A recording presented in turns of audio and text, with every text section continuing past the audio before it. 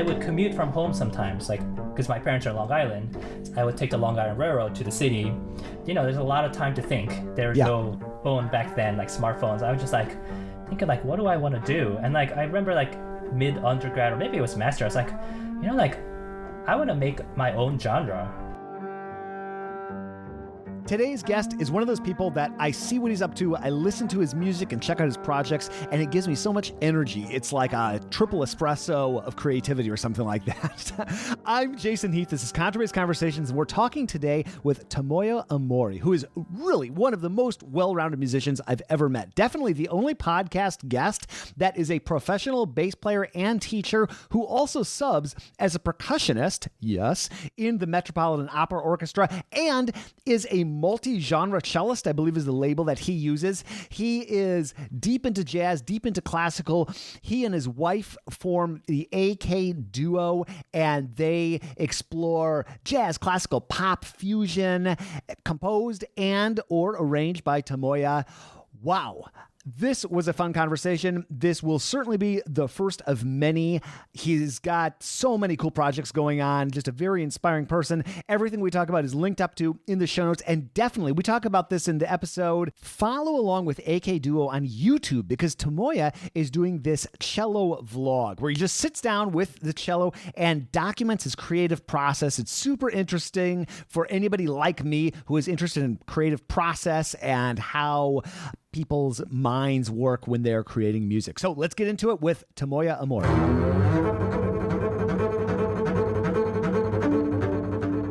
How's it going? Hi, Jason. How's life? And you're in New York, right? We're near the bridge. Okay, cool. That's quite the setup you've got there. I love it. I like the two mics, and you got the cello and you got the bass. That's awesome. That's my cello. That one. Okay. And then your wife's is the one over there. Right.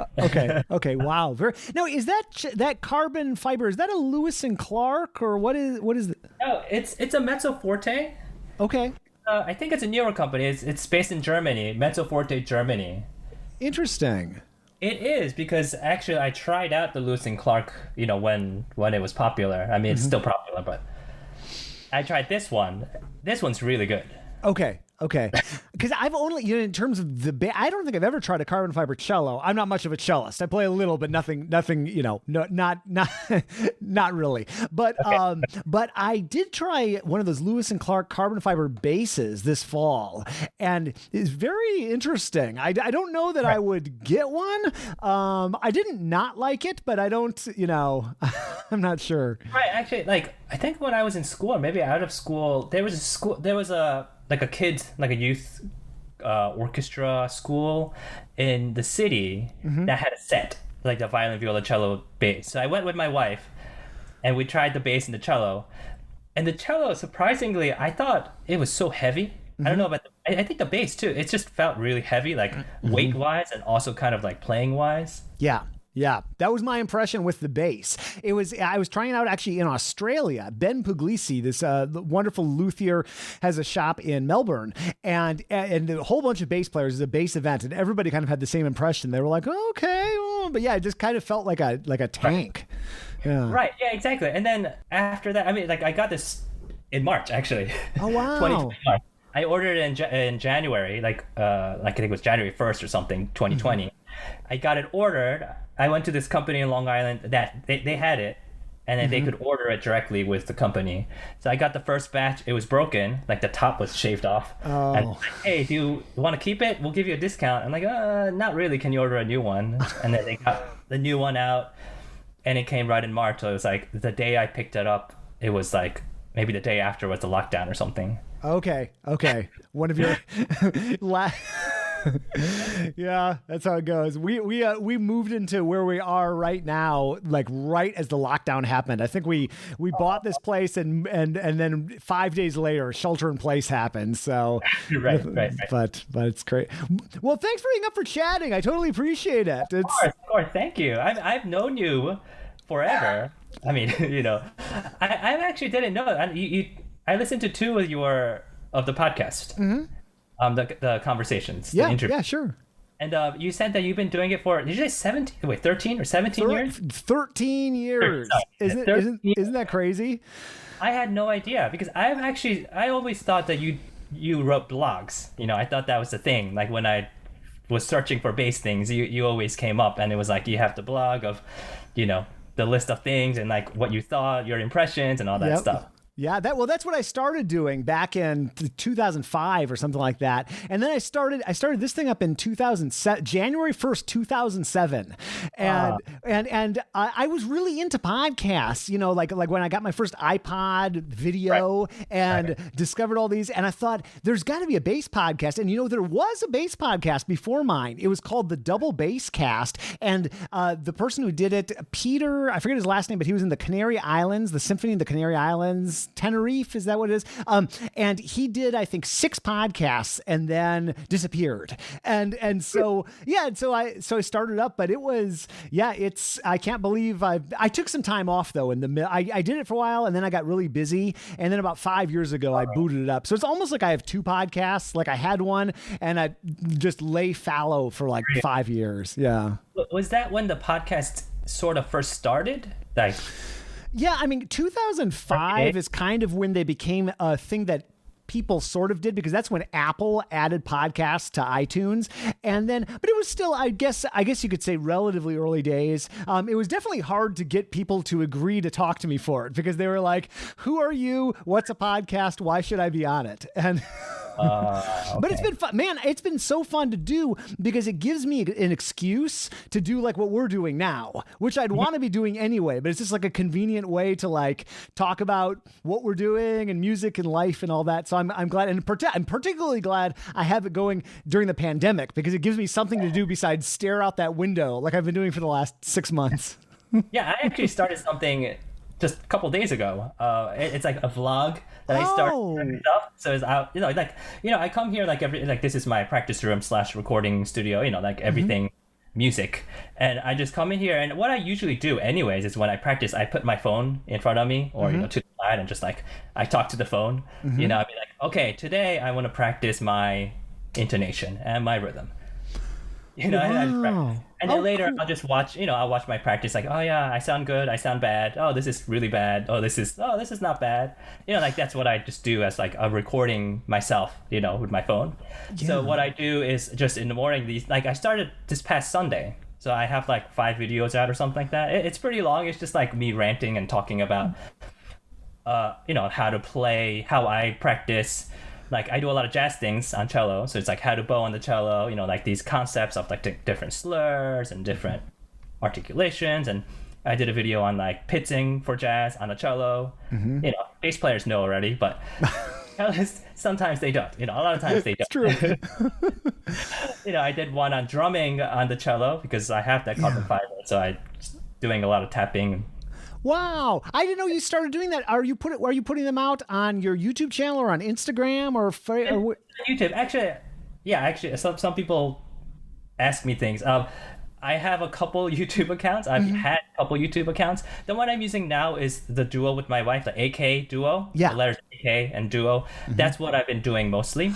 I know I have a separate like Tomoya Amori account that I had some, and I had other ones in the past. Okay, cool. Because I've been digging through the AKDuo site, but I must have not noticed the most. Maybe I was going actually through your website, so I wasn't seeing the most recent stuff. Yeah. But I can't wait. And what you have such an interesting amalgamation of obviously instruments and then styles and so I can't wait to check out what you do. And I was trying to think of who else I know that has a background in percussion and bass. And I don't know a lot, but one person that came to mind immediately is Brian Bromberg, the famous jazz or certainly smooth jazz bass player. He's played a lot of that sort of stuff, but it's really interesting to see how his percussion background sort of shaped his approach to the bass. You know what? It was kind of funny. Brian Bromberg, I was looking at this YouTube today. It was like a bass YouTube channel. I think I've never seen it before. It was like Contrabass something, and it talks about, I think it came out about 5 days ago. I think that was it. It was like they talk about all the gears that the professionals use. I think it's a lot of jazz players, and Brian Bromberg came up with his, I don't know, it was like a 1700, I don't know, one of his basses. Yeah. And then I was thinking in the past, like I was actually kind of thinking about this a while ago, when we were going to do when I found out we were going to do the interview, that there was this bass recording that I really enjoyed in high school, that one of my friends, he was a saxophone player, he was doing a lot of jazz stuff. We were like really good music friends, and he was like, hey, check this out. And there was this bass player. Actually, I have my piano. Can I play something? Yeah, please. Absolutely. Is this too loud? No, it's great. Okay, so there was this one bass player, one bass song that played the...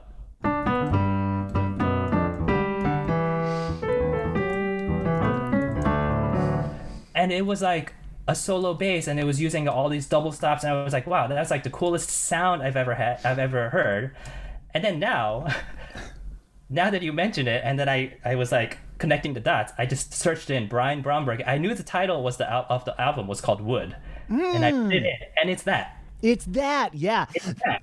That album was so. I remember listening to that when it came. I don't remember exactly when it came out, but it's been some, if it was in the 90s or somewhere thereabouts. Because I think there was Wood too. But like the sound he gets on that album and just the sound of his bass and the way he records, a really interesting person. You know, we had him out here in San Francisco for our last Golden Gate Bass Camp, which was obviously canceled this summer. But the previous summer, he came up from LA and worked with the students and played, and it's just so interesting to see him play electric and upright and see how he takes what you might think would be done on electric over to the upright. But he was telling me that just how, because he started as a drummer, young too. I mean, I think he was 5 or something like that, you know, like fairly young, and just how that sort of shaped his approach to both electric and upright bass. I see. Yeah.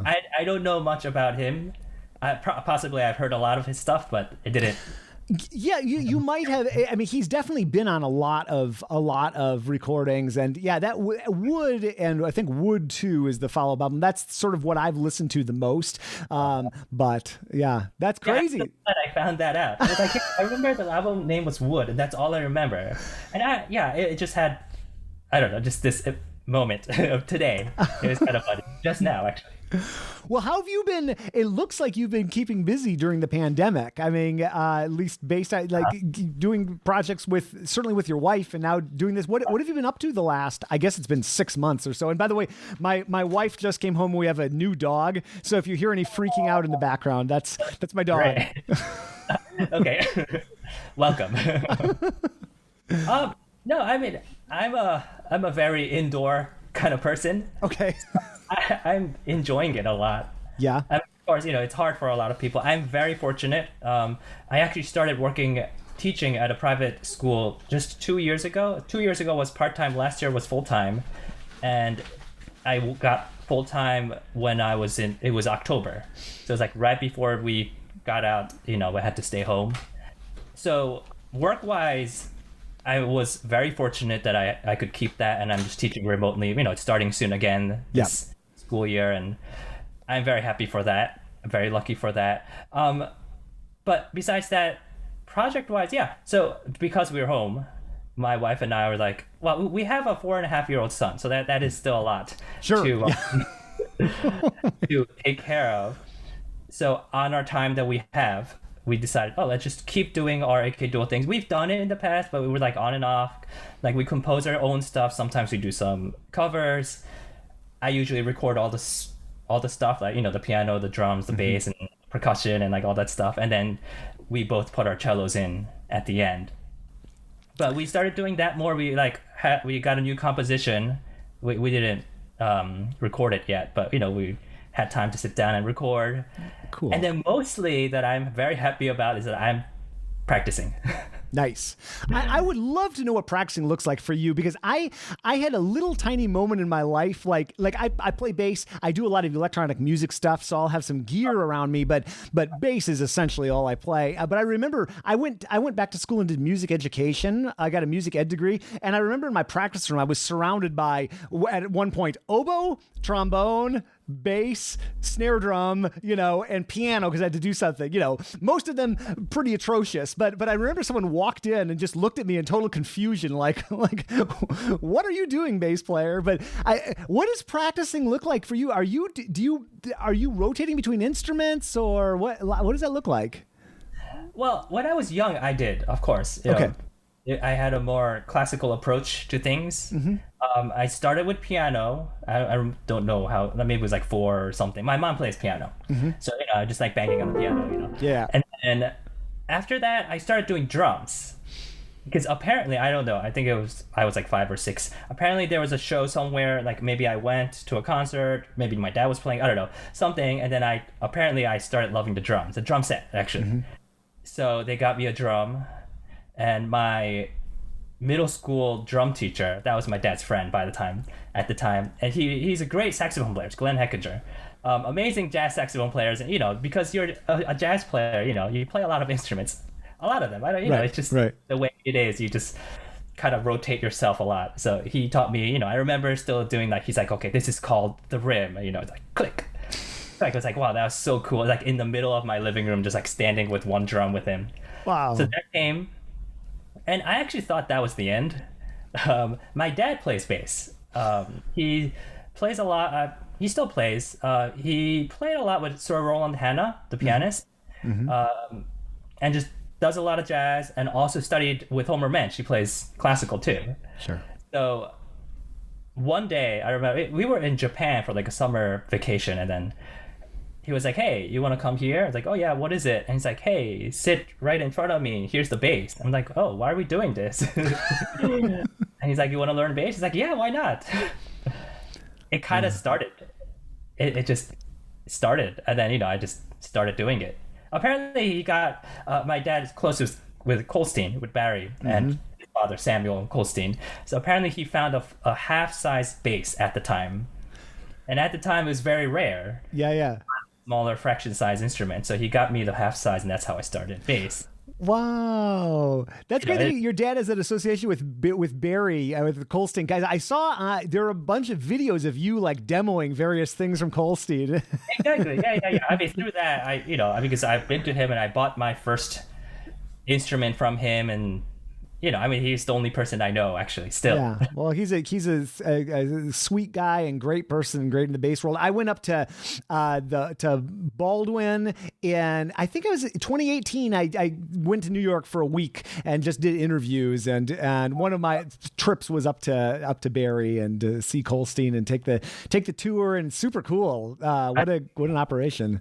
His instruments, a lot of people know already his vault and like his. Yeah. Instruments, like wow, most of them are too big for me, too heavy, too good. I can't even get like the what it can do. Power wise, also just like my hands are not big enough, are long enough to even like reach even close to the bridge. Yeah. Yeah, it's crazy. It's crazy. I don't know how the physics of how some people get around some of these larger basses, these beautiful works of art. It's like even my main bass, I have this Jack Stat, which is a nice bass. It's kind of like a 7/8 or is a 7/8 bass. But anytime I spend time in the upper register, I feel it on that bass in a way that I don't when I'm on something that's a little more. The bass is my size, but it's not my size up high. It's a little bit much, and I realize that when I go to someone else's instrument a lot of the time. Right. Oh yeah, sorry. You were asking about how I like practice times, right? Yeah. Oh yeah. I was doing that, and then as I was growing up, our thing in our house, because I'm one of 4 siblings, and we practice in the morning before school. That's a weird concept, but we all woke up. We tried to wake up at 4:00. Wow. Yeah, and then I would do my hour of piano, an hour of drums, an hour of bass, or something like that. You would do that in the morning before school? Yeah. Wow. Yeah. Okay. People listening, that is okay. Some things are connecting in my mind for me. Okay. Wow. That is hardcore. Yeah. I'm not a morning person. I realized later, during college when I didn't have to do that I could sleep forever. I could sleep anywhere. I could sleep forever. I was so tired, I guess, middle school, high school, but that's what we did. So, and They didn't want us to. Sorry. They didn't want us to practice after school because they knew we were going to be tired and we had other stuff to do and just relax. It's smart parenting. It's like, when did you realize you weren't a morning? Like, what do you do now? And it's probably different if you've got a 4.5-year-old. You're probably having to be a morning person. But if we, given your own devices, like, what's your schedule like? And I'm just always interested in people who work in maybe, I don't want to say, I'll just say more creative way than like just strictly playing orchestra gigs. I just always think it's interesting. When do people practice? When do they write? Like, what's an ideal rhythm for you? If you could like draw out your ideal day. I mean, it was hard finding time, especially when my son was born. It was like, practicing for like the first couple weeks. Yeah. And then later it was like, okay, he's taking a nap. I'm going to go practice. That was the only time I could practice. Now, he's older, so he's like sleeping through the night and all that. I practice in the morning, which I don't want to, but actually, like, maybe I'm starting to become a morning person. I don't know. Sure. I'm like, because this is the only time, and this is like, okay, I got to do this, because if I miss this chance, I don't have time to practice for the rest of the day. Basically, I just do this in the morning as early. I mean, I try to do it starting at 6. Until they wake up, my wife and my son, they start, eating breakfast. Also, like, when I record, I'm in like the ground floor and they're up. So when they turn on the faucet, the sink, flush the toilet, you can hear it. So I don't want to do that during the day. And like, you're like, okay, I got to start over. So I just do this in the morning. So yeah, it's becoming a routine now, just in the morning. Sometimes, like at night after dinner, like my son watches some, videos. During that time, I kind of like, okay, I'm going to go. But that's basically it. And are you, during that time, what are you practicing? Like, in terms of, are you writing? Are you playing around with ideas? Are you running scales? Do you have like a strict regiment? How does that time divided up for you? Yeah, it's hard to decide what to do. I'm sure. I mean, piece I want to record, then it's just a recording session. And then if it's practice, then it's just practice. I don't know. A lot of times, I started cello when I was 30, which is like 4 years ago. So it's not a lot. I know, like, when I did some gigs in the beginning when I was 30 or 31 with my friends, I was like, yeah, I've been playing cello for a long time, They would get me, for the gigs. But, now I feel like I could just say, like, yeah, I started 4 years ago. But I like to just practice. And I just have a metronome tuner. I put on the drone, I put on the metronome, and I just put it in my ear, and I just practice whatever scales, things based on scale, just mostly improvisation. Yeah. I actually don't really practice my other instruments much. I shouldn't say this. But everything's becoming just everything on cello, because now I'm practicing my bow technique, let's say like my classical bow technique. Like I'm working on my like long tones and the long sounds, like a connected sound. That's still hard for me.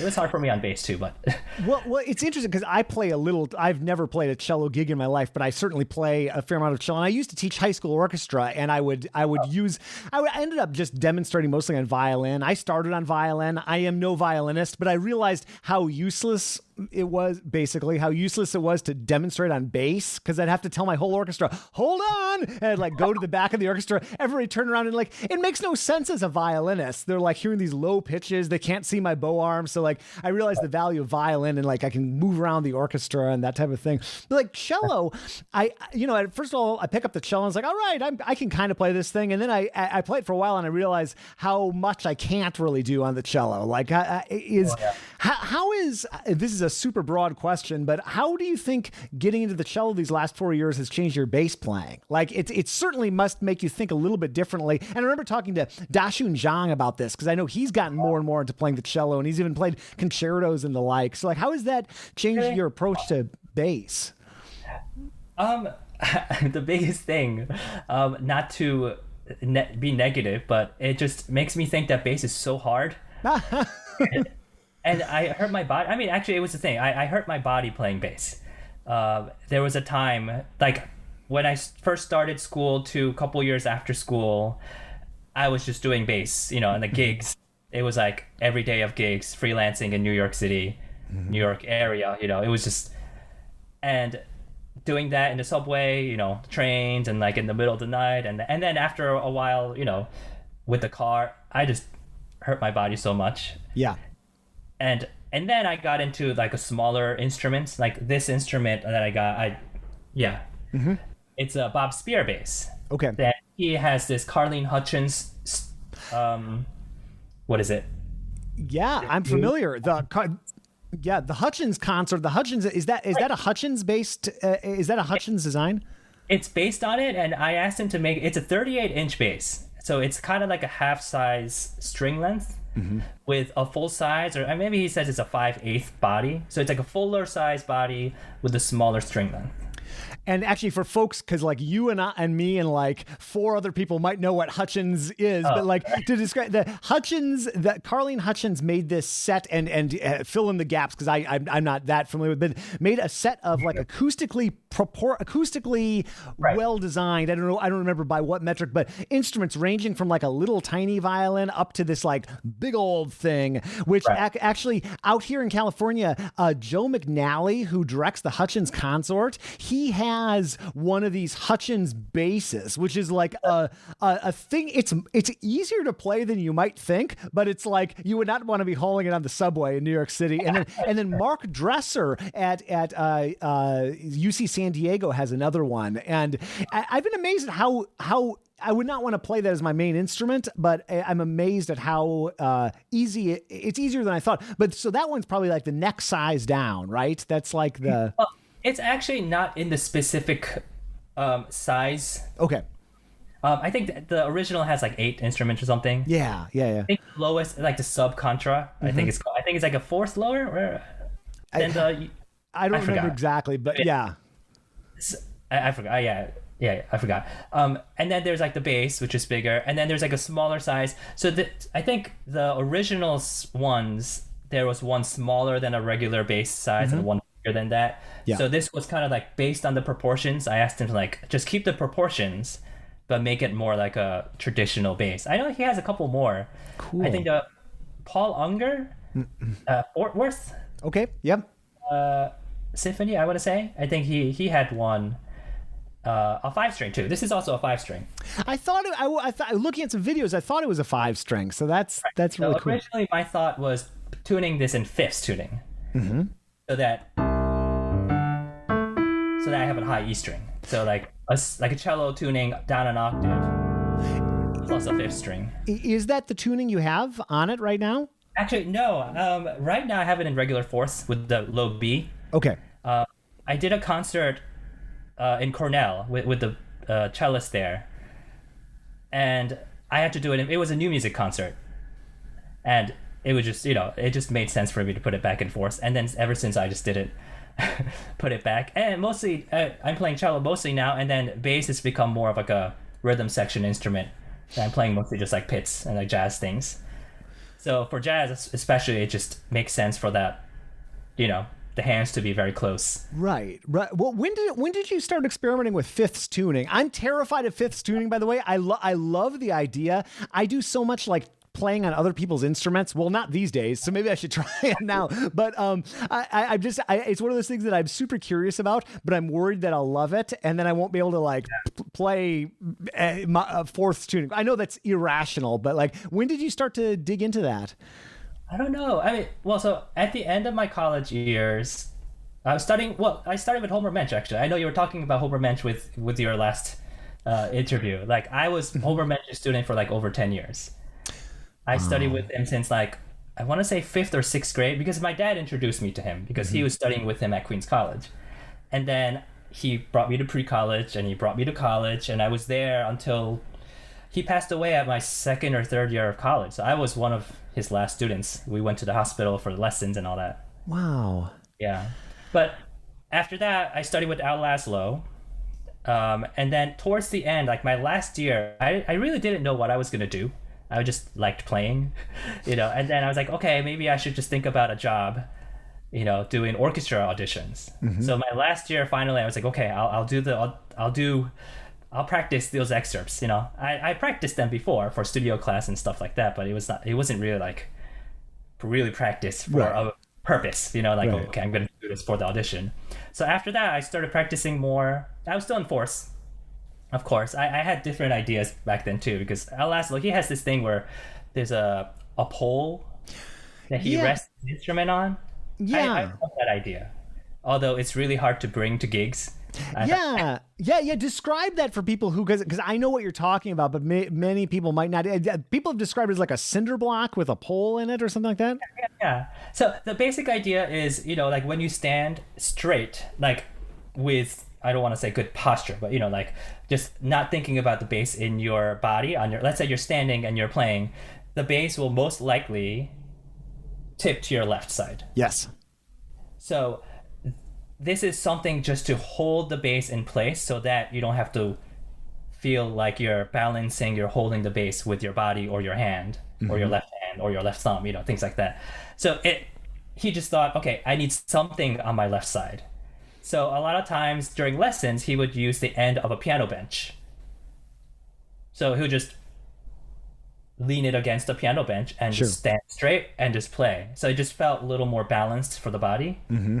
And then, of course, he probably had to move it. I think he teaches at Aspen, so he had to move things around. So he thought, okay, something heavy, like a piece of concrete on the floor, and put like a metal pole on it, and then just put like a piece of felt on top. So he would carry it around, and he would lean it against it for concerts. He did that for his recital. We actually played the Rossini duo. I played the bass part. He played the cello part on bass. Oh, cool. That was amazing. So Whoa. There are other. I've discovered a couple ways to do that without carrying that cinder block. Oh yeah, what have you done? So at first, when things were like still like student, I could get like 2 stacked chairs, let's say, Right. and that will be heavy enough, or 3 stacked chairs, heavy enough to just like put it on the side. I did that with I played. I went to Lucerne, the Lucerne Festival with Pierre Boulez conducting. That was. I played principal bass on Rite of Spring, and then I got this like big. I don't know. People thought I was really weird. I had this like stack of chairs in front of me, next to me, and I was just playing those pieces. But it does work. That's cool. Okay. So and then I realized, that doesn't work every time. Like people are like, "Whoa, why is that extra chair there?" Right. Like the stagehands are like they take it away. So the next thing I realized, okay, I could put, what is it? A rock stop strap. Like the anchor, yeah, the 0 anchor. I'll put it in one of the diagonally on the back of a chair of one single chair, and I'll put the other side out. I put my in pin in, and then I'll lean the bass against the chair. Oh. And then it has this like counterbalance. Didn't always work, but that worked for a while. Did you ever play around with angled end pins or anything like that? On my old bass, I had what is it? The one that you make a hole in the back? Yeah, like the Laborie stuff. Yeah, exactly. I did that. I also got like in cello, there's a Stahlhammer cello. There was one for bass, and there is one for bass, and I like found it. I don't think anybody knows about it. And I don't know. I just did too many things. Changed too many strings and too many combination of strings for fifth tuning and all that stuff. Yeah. Is what we're talking about? Sorry. No. Just fifths tuning in general. And it makes sense, especially if you're doing contemporary music, if it's something that might be written for fourths tuning and you have harmonics that are required or that kind of thing. But yeah. Right. Oh, sorry. Go ahead. No. There is that open nature that fifths tuning gets you is really, it's attractive. I don't know. I've never tried to play anything beyond some really simple stuff in fifths tuning. But I can see how compelling it could be. Right. Yeah. Sorry. The question was how I got there. Sorry. I talked too much. Oh, no. This is you do not, my friend. This is what the podcast is. So it's all good. Okay. So then I was doing auditions, just like, different things. And I actually used the brick thing. I made my own other one with like a regular piece of wood that me and my dad made, and, put some like rubber padding on it so it won't move around. So I started doing auditions, and actually I got into like semifinals for New York Phil. That was that's like my top. And then I was doing other things. So I was lucky. I was young too, and then did other things. And it's like every time you lose an audition or you start thinking, oh, what did I do wrong? Like, oh, I'm really bad. Like those things. Of course, everybody has that. And then I start looking like, maybe there's something out there that could make me better, like whether it be like, okay, maybe I should try different strings. Of course I should just practice, but oh, maybe it's like something else. Right. So then I did a couple auditions, and then one day I was like looking at strings on like lemur music or something, and then there was a section like, oh, there's some people that play fifth tuning. I think it was like a Joel Quarantine thing. Yeah. Like there was a paragraph on fifth tuning. I was like, what is that? I have to try it. Like it makes your instrument more resonant and all that. So I tried it, and I was like, wow, this is different. Yeah. And so good. And it was really hard to adjust. Like I felt like my bow couldn't catch the C string at the bottom string. So like I had to get like a couple rehairs. I was like, okay, that was the first time I was trying black hair on a bow. It's like, okay, I went to Greg Wiley in Columbus Circle. I was like, can I have like some black hair? And he's like, are you sure you want to do this? Like, it's really different. It's not what you think it is. Maybe. I'm like, no, I really want to try. And I got like 50% black hair. And he's like, are you sure? I think a lot of people do like 10 or 20 new stars. Like, no, I want something. Like, I can't catch the C string. He's like, okay, take it. And he did it for me. It was better. I was like, but it's not enough. It's like, okay. I went back. I was like, can I have 100% black hair? He's like, are you sure you want to do this? So yeah, I did it, and then I started playing like cello etudes, and I realized those are so good. Mm-hmm. They sound so good, so musical, and it's like, oh wow, this is like a world of cello. Like even like the Lee etudes. Sure. And like Merck, and like even like Popper etudes, and I mean that's like too hard, but even those was like, wow, this is like eye-opening. And then, the basic idea of fifth tuning versus fourth is that it's more in the overtone series. Right. Sure. So I think ever since I was young, I was more into that soloistic higher sound of the bass. My dad had a Testori. I think, was it Carlo Testori, like the dad or something? I'm not sure, but yeah. And he, his dream was for me to play that instrument in the future.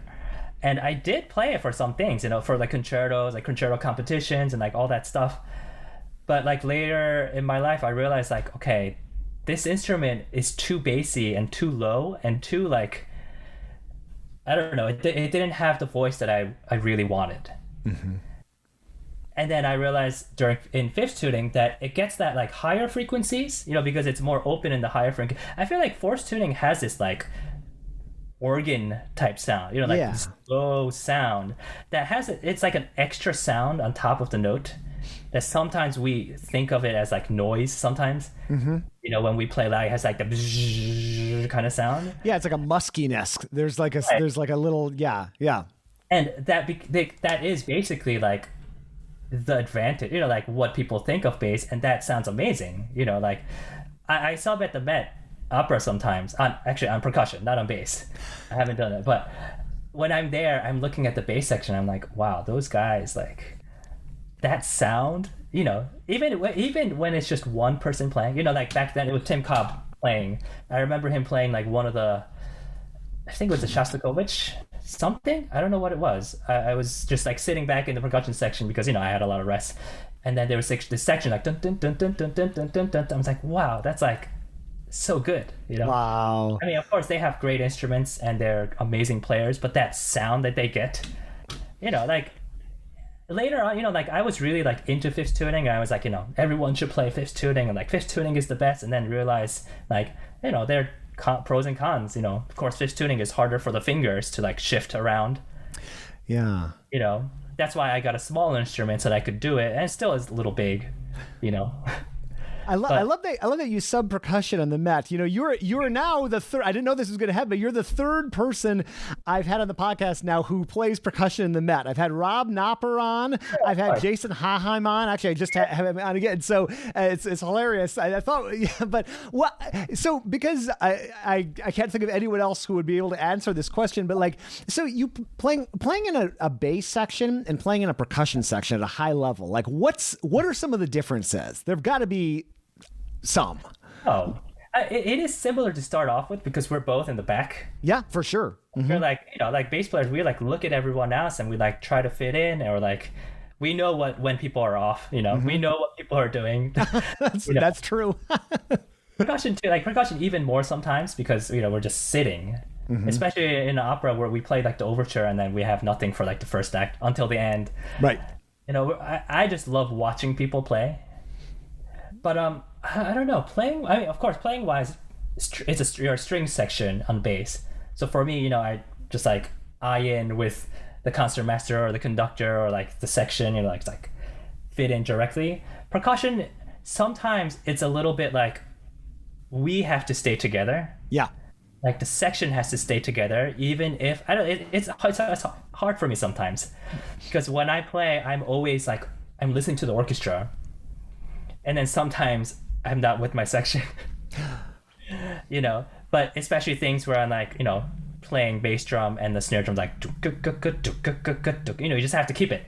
Right. You just have to keep it going with yourself. It's like, okay, let's just keep it going. Bass section, you know, it's like you play a pit and then you have some time and you go back and you just have to like fit in even more. It's kind of funny. Yeah. Like percussion, you feel like you might think like it's more rhythmic and you have to listen more, which is true, but it's more like you got to keep things rolling sometimes. Yeah, and that's going to be particularly challenging in opera music because, like opera, you know, I've done my fair share of opera playing on bass only, no percussion, but you know, it's all about like not staying in a groove for very long. It's about, you know, it's like motion and taking time and a different singer, and then that, you know, there's just so many variables that you don't have in many other musical contexts. It's got to be fascinating. I got a whole new. I've always had respect for percussionists, but it went to a new level back a few years ago when I was playing a contemporary music concert on bass, and at a certain point I got to a spot in the bass part and it said chime, and then I thought that's weird, so I went up to the conductor and was like, why does this say chimes in my part? They said it's because you're playing chimes. So they had written like one chime and it was like a one and you know, it was like one of these things, it was like a pianissimo chime on a triplet, and oh my goodness, I was so stressed out, and like in the rehearsal I hit it not hard enough, you can hear that I hit it way too hard, and then like that just like that was like a source of one note. It was a source of like unbelievable stress. It's so hard. Like I remember playing. I play New Jersey Symphony sometimes. I sat there, and I was playing what is it, Symphonie Fantastique? The bom, yeah. Bom. I mean, we didn't have real bells, so we played with chimes. But there are big chimes, so I have to climb up a ladder. You know, and like go up there and just play my things. And then yeah, it's like if you're not used to that hammer. And that placement and that, you know, the distance between you and that and the speed and all that, the conductor's like, no, you know, conductor's too soft, too loud, you know. Yeah, those variables are so crazy. Like, yeah, like, and then just even the angle. I mean, these are like things that I guess you're used to if you play percussion, but like just being at the right angle so you can see people, so you can get the mallet. Where's the mallet? Am I going to knock the mallet over? All those sort of things, you know. Yeah, you have to choreograph everything. It's like, I'm going to take my mallets here when it's like, you know, 10 measures before, I'm going to climb up slowly, you know, and like 2 measures before, I'm going to breathe, and I'm going to like set my mallet so I know where things are. And then like, you know, a couple beats before, I'm going to wind back and then go, you know. I mean, once you start, it's easier, you know, just like bass. It's like that first note is the hardest.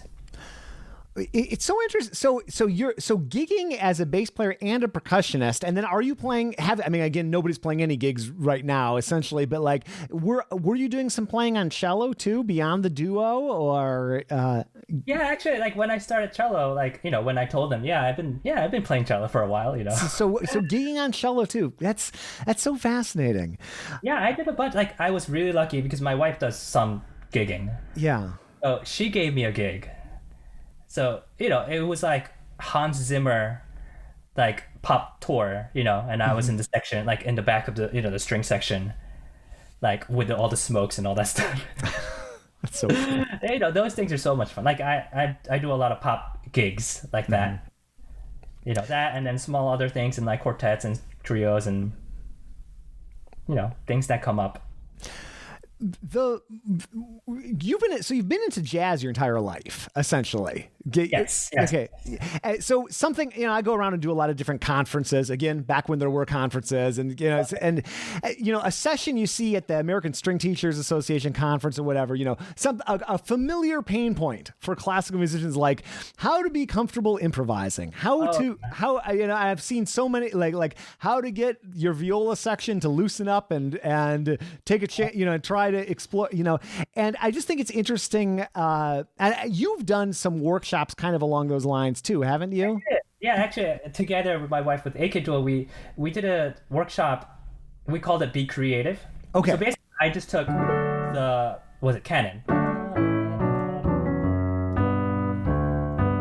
I was like, okay, as a bass player, cellist, so it was a string workshop for kids, basically.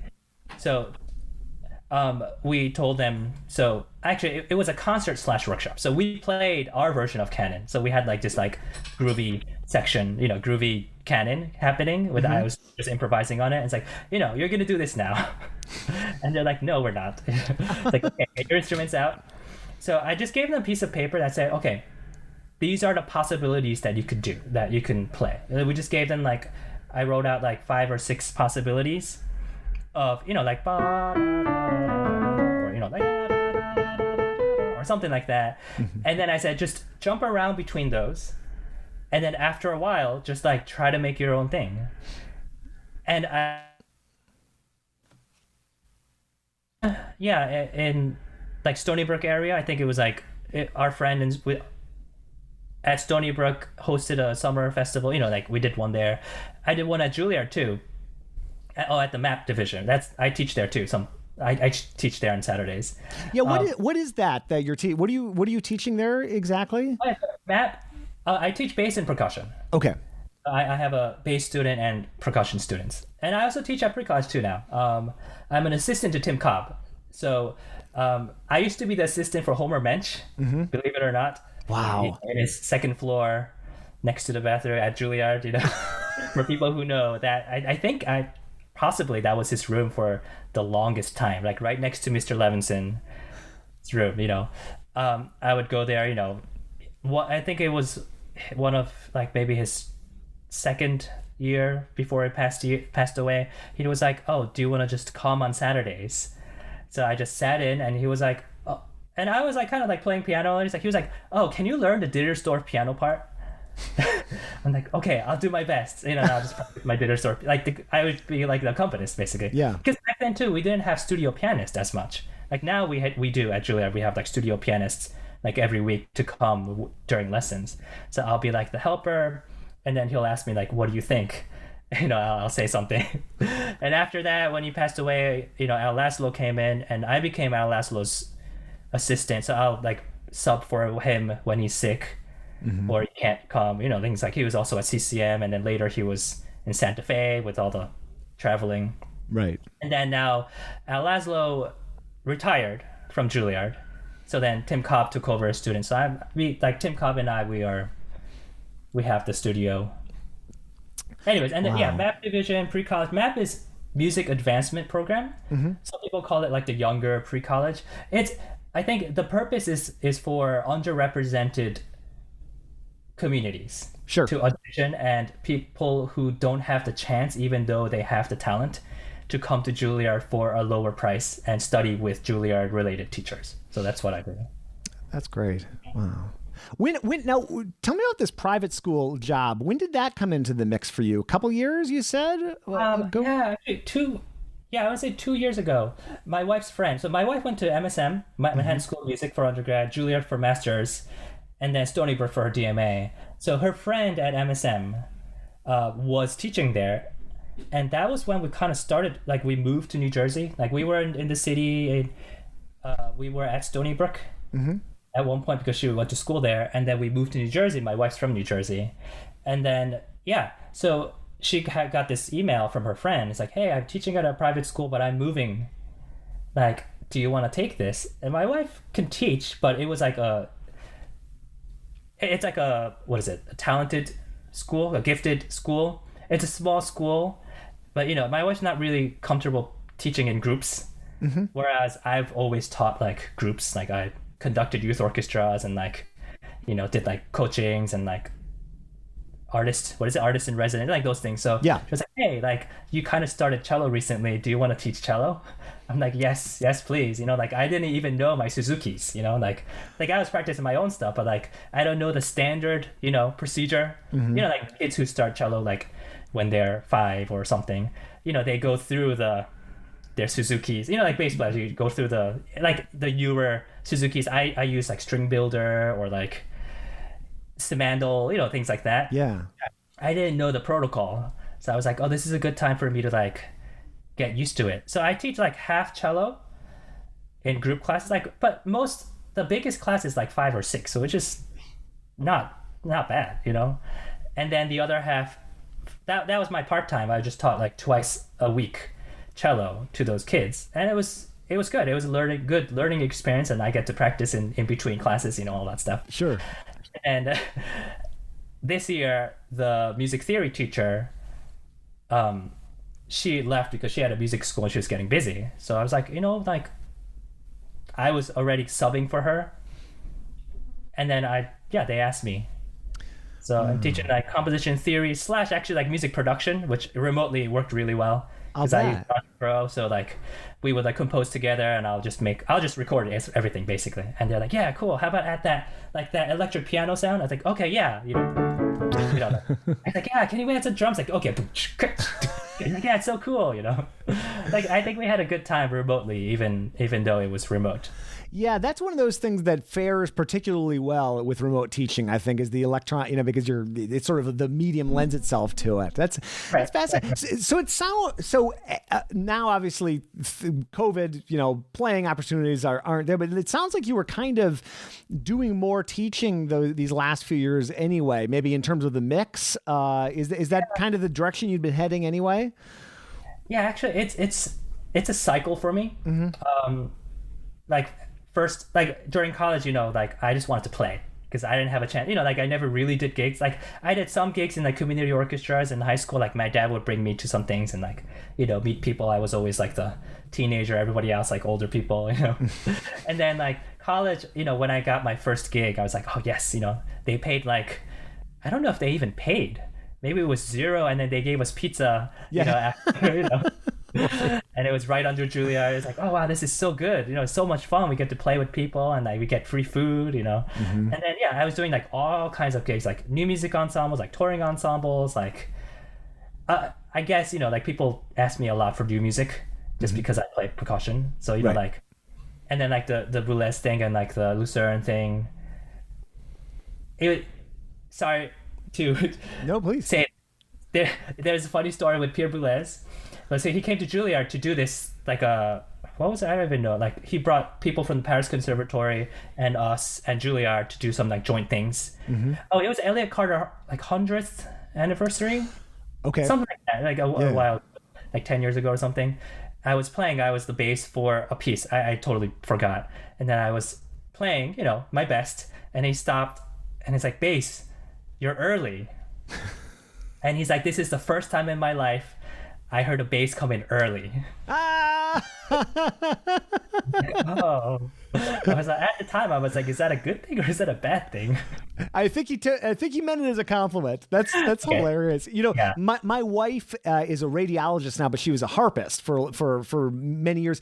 And Boulez came and they're this Chicago. We were living in Chicago at the time. Music Now is the series. So Boulez was conducting De Rive, which is like 20 minutes of like, let's just call it total chaos, organized chaos. But like, and I mean, I've never heard her practice so much as for that. And it was just so interesting. I played in the Civic Orchestra in Chicago for a few years, and Boulez did many concerts, and just to watch him with his amazing solfege skills and all the other amazing skills, his fingers is like, yeah, I'm like, okay, that's me. He'll just look at you and be like, with a small finger, just like, okay, yes, that's me. Yeah. But it's so precise, so precise. I really loved playing with him. Yeah. Well, Anyway, sorry, going back. Oh no, go ahead. Yeah, go ahead. No, go ahead, please. So I've been doing a lot of gigs, and then that actually, like, once I got married, went to Stony Brook, that was actually when I was like, okay, should I keep everything? Should I go to the city, spend like, drive like 2 hours to go there, every single gig I do? And then at the time I was already teaching at a youth orchestra. I was conducting the youth orchestra like every Saturday on Long Island. Actually, the one that I went to was called Children's Orchestra Society. And then I got a call for like, in the Baldwin district, actually, they needed I forgot what they called, like a teacher. It was like a specific like teacher, artist, something teacher, who would come and teach bass and cello. Actually, I already taught cello back then on the bass, and I was kind of like playing with cello like during the, their breaks and stuff like that. Sure.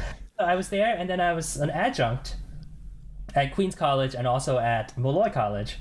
So I was like teaching already. So I was like, do I need to like do the gigs and then like cancel the teaching? It was hard, and it was all my teaching was closer. So that phase was like, okay, I'm just gonna teach, unless it's like a bigger thing, like the Met or like something that, it's more money and something that could be worth my time. And then after a while, I was like, oh, this is too much teaching. I want to play more. This is a couple of years later. That's when we started AKDuo, actually. Because I was like, you know what? I want to do something. I want to compose. You know what? Like, I'm going to compose because I want to play something with you, with my wife, so bass and cello, but there's nothing written for us except for the Rossini duo. Right. We did the Bottesini, I don't want to say the grand duo, but there's another grand duo for cello and bass. Right.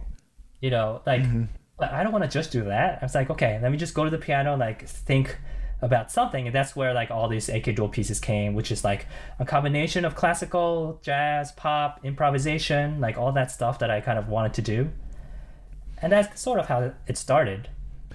What a cool musical outlet and it's fun. It's so interesting to find that, especially like you're so right on the money with like, do I want to take 2 hours and the wear and tear on the, drive into the city, like driving to New York is like orders of magnitude worse than the crappy commuting I've done in Chicago or San Francisco. Like, I made a rule when we moved out here 5 years ago, and I started to do some more freelancing right when I moved, and I realized, this is the same work I used to do back in Chicago. It's like same game, different cast, and I started to get called by San Francisco Symphony, and I just finally decided, I made a rule: I'll only play San Francisco Symphony. I'll say, and all of a sudden playing became really easy because I get a call and the question is, are you the San Francisco Symphony? Answer is yes. Hey, I'll go. Answer is no. It's just like, no.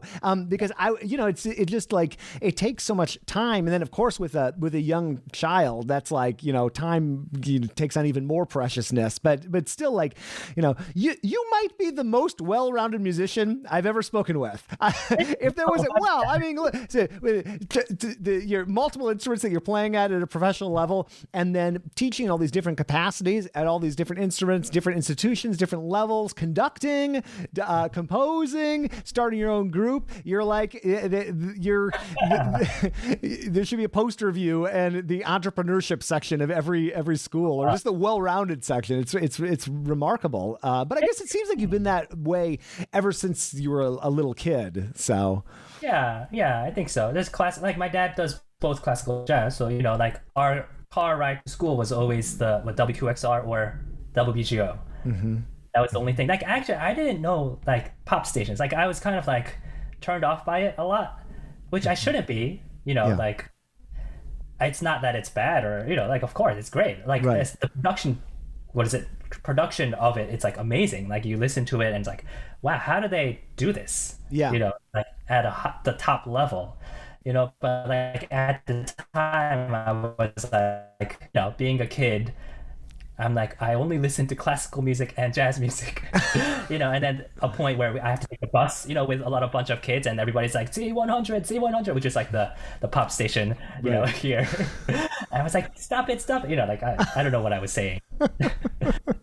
I wasn't accustomed with the pop culture. I'm still not, Yeah. But I mean, I appreciate it a lot. What were you expecting to do? Because you did Juilliard pre-college and then Juilliard, right? What were you expecting to do? Like, at 22 years old, what did you have a vision in mind? Was it similar to what you're doing now? Did you see what were you seeing for yourself? There were times when I thought that. I mean, in pre-college, so like I actually skipped a year of high school. Mm-hmm. I skipped my 11th year, which is the weirdest thing, but that is a strange year to skip. Yeah, exactly. I was in 10th grade, and then Homer Mensch was like, I don't know. He was like, "Hey, come to Juilliard as early as you can." Maybe he had something for me, like, and then me and my dad, my siblings, they were like, "No, of course not. Like, why would you do that? You're losing your social year." Mm-hmm. I was like, "Yeah, I mean, I didn't really like being in school anyways, like so I just took the prerequisite things, just an extra English, history, and something like that. Then I just like graduated a year early and went to school. I wasn't really thinking much. Like, I just wanted to play, it's like, why not just like get better? Still now, I guess, like I just want to get better. Like right now I don't really have a goal except for just like, I want to play with perfect intonation and with perfect rhythm, which is impossible, but right. And then like later on, like as I was playing, I meet, other people at Juilliard, like amazing people. And I was like, this is kind of funny. Like I would commute from home sometimes, like, because my parents are in Long Island. So I would take the Long Island Railroad to the city. There's a lot of time to think. There's no phone back then, like smartphones. I was just like thinking like, what do I want to do? And like, I remember like mid undergrad, or maybe it was master, I was like, like I want to make my own genre, like do something, like, because I was like listening to a lot of music and like, I want to do something. Mm-hmm. And I had no what I would do. And then I kind of wanted to do something new, but I had no what to do, like I really didn't know what to do. But I just wanted to get better, like that was basically it until like I graduated and I started composing. And I wasn't a good composer, like I never composed. I remember composing like in elementary school because there was this program that I went to where it was like a short, like a talented program where like, we teach you programming and we teach you some other thing. He's like, you do music, I'll put you in a room. And they put me on with the Magic Flute opera, like a video of Magic Flute. And they're like, after this, try to compose. They gave me a piece of music paper. I'm like, what? I guess they thought like, I should be like Mozart and like I get inspired and like write something. I wrote like one line. I remember it was like or like something like I was like 3 notes. I was like, I'm really bad at composing. So I like never composed after that. Yeah, what a funny way to introduce composition to somebody. Here I'm like, listen to this opera by Mozart. And then, how do you? I just love process. Like, how do you compose these days? Like, do you first of all, do you sit down and say, now I'm going to compose, or is it like something that sort of just comes, like an idea comes to you? Are you at the piano? Are you recording? Are you recording into a DAW? Are you singing into your phone as you're walking around? Like how do you have, what's your process like? It's probably like a little bit of everything, but I'm just curious. Right. Yeah. In the beginning, it was definitely like paper and pencil. Okay. Yeah.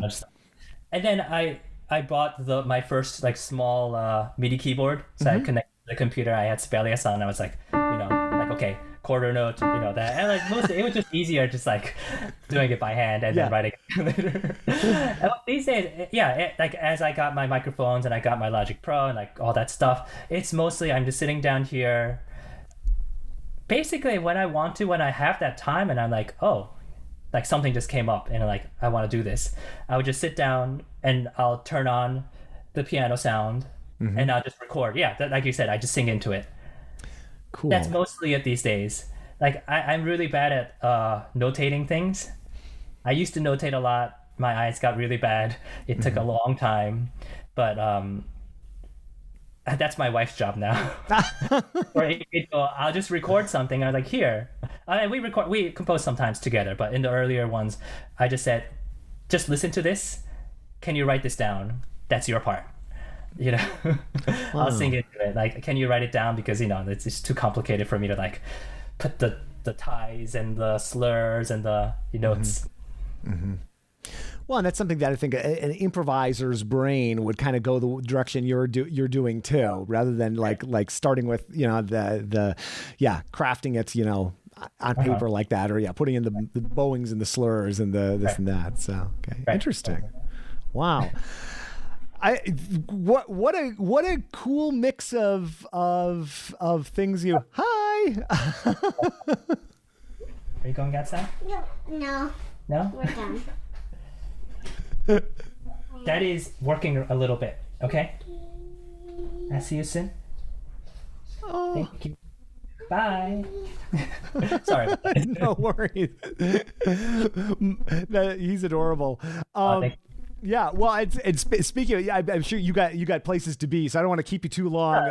But I love what you're doing. I can't believe I've missed these new videos you've been doing. But I will hop on your YouTube and check them out. Thank you. Yeah, it's just like a thing that I wanted to do one day. I was like, oh, why not? Like you practice so much, and then you feel like you're just not good enough. Ever. Yeah. To teach or to do anything. But then I was like, like I had a friend who like had to go back to Japan, and she was like, this is my time to just output. Mm-hmm. I'm like, yeah, that makes sense. Like I learned a lot in New York. She did a lot of jazz. We play bass player, and she's like, I want to go back and just output. I'm like, that makes total sense. Like I should do that too.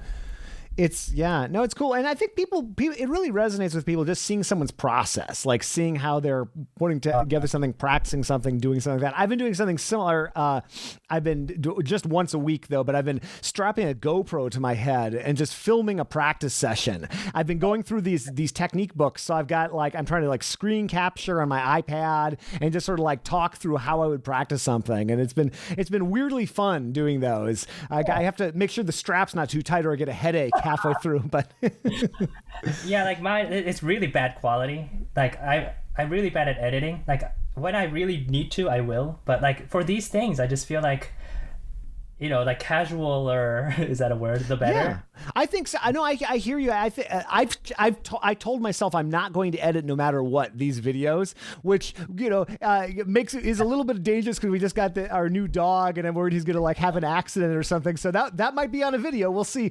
But it's kind of nice to just see. I think people like seeing just the raw, bloody process, and you can learn a lot. So it's really... Right, we just blab and rant and things, and doesn't make sense, but you still keep doing it. Yeah. Well, if we ever start traveling again and you ever get out of New Jersey and I ever get out of San Francisco, I hope we get a chance to hang out in person. I can't believe our paths haven't crossed. It's possible they have, and I just didn't realize it. But I would love to meet up sometime. I'll let you know when I'm headed your direction, or if you find yourself on the West Coast, let me know. But sure. And I would love to do. I have people on the show multiple times. Just say the word anytime. Let's do this again. We can, if you anything new with the duo or anything new that's coming up, just let me know, and we can. I can get out the word, however, and do another one of these would be great. Thank you, Jason. Yeah, absolutely. This is continue on screen, Yeah, I know, it's fun. I told you when you first emailed me, that was the day I saw your read off. Oh no, not read off. The other Bisco. Was it the Leatherwood Bespoke? Yeah. Yeah, that's fun. Yeah, I love it. I gotta say, I love that stuff.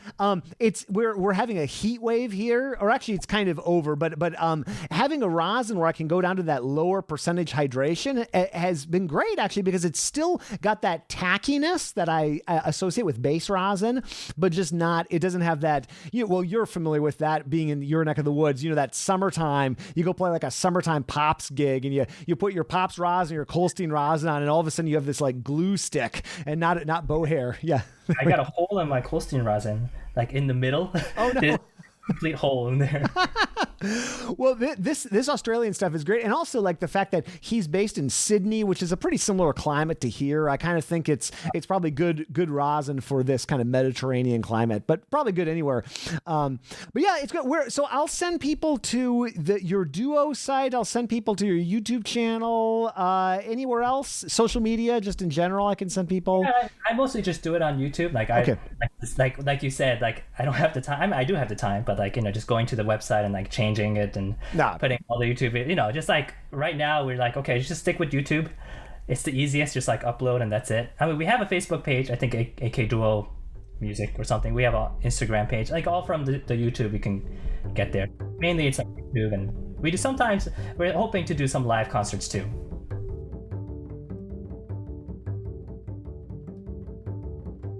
Well, that was a fun conversation. AKDuo.com is probably the best place to go if you want to learn more about what Tomoya's up to. I've linked up to a few different things, but that's probably the best place to start. Wow, such a cool person. And I just don't, it's amazing to me. I don't know why I'm focusing on this, but like playing percussion in the Met, subbing in the Met, and playing bass at the level, and then picking up cello later in life and gigging on cello.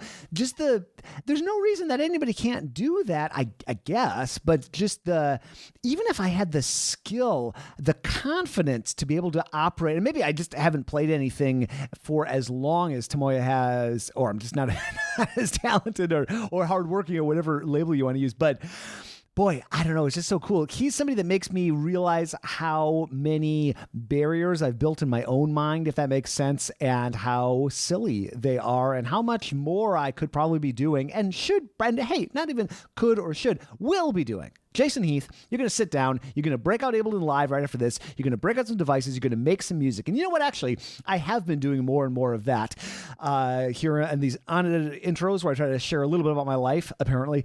I've been getting back into electronic music, and you may hear me talking about it in these episodes and think, what is this guy talking about? Well, it's something I used to teach back in like 2010, 2011. I got deep into Ableton Live, and just through the hundreds of hours of YouTube, I learned how to do all sorts of different things, taught a course. That'd be a fun video or story or some point. I like built up this class that became very popular, and then I hated everything else about the job except that class. So I left like a gigantic mess for that music department because nobody was qualified to teach orchestra and do that level of electronic music. But it's something that I had a lot of satisfaction doing. One of the more interesting things when I think back on the last 15, 20 years of my life and what I've done.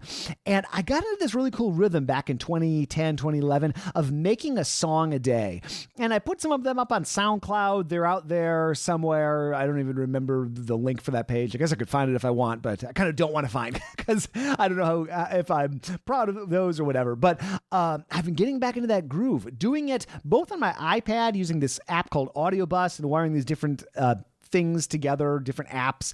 And then also after getting my new 16-inch MacBook about a month ago and getting live on there and breaking out my devices, I've been doing it more on the MacBook in Ableton Live, and it has been so fun. And I've started to pull my bass in and record my bass, so I'll probably will start putting some things out there. And I don't know. It's been really fun doing something creative like that. I tend to box myself off a little bit in recent years and just think like I'm the podcast guy, or I'm the presenter guy, or clinician guy, or consultant guy, and bass playing's not that big a deal for me. It's kind of number 10 on my priority list. Mark Gelfo, my friend and associate in various ways, the founder of Modacity, he kind of helped change that for me in 2018. I started to get into that app, which got me practicing again and actually got me learning new repertoire, which I've now been playing in public. And I don't know, getting back into doing something, but that's not creative in the same way. That's work, but I've struggled with really being a creative artist outside of, I guess I would call this creative, what I'm doing here. I guess my writing is creative, or shooting video, but it's been fun to actually make music again. And Tomoya and what he's doing, that resonates so strongly with me because of that. I think we'll close this episode out. Let me thank the team. Contrabass Conversations is produced by Michael Cooper, Steve Hinchy, Trevor Jones, Mitch Mooring, and Krista Copper. Mitch makes beautiful basses in the Dallas-Fort Worth area, award-winning basses, and you can learn more at mitchmooring.com. I'm your host, Jason Heath, and we will see you again soon for more life on the low end of the spectrum.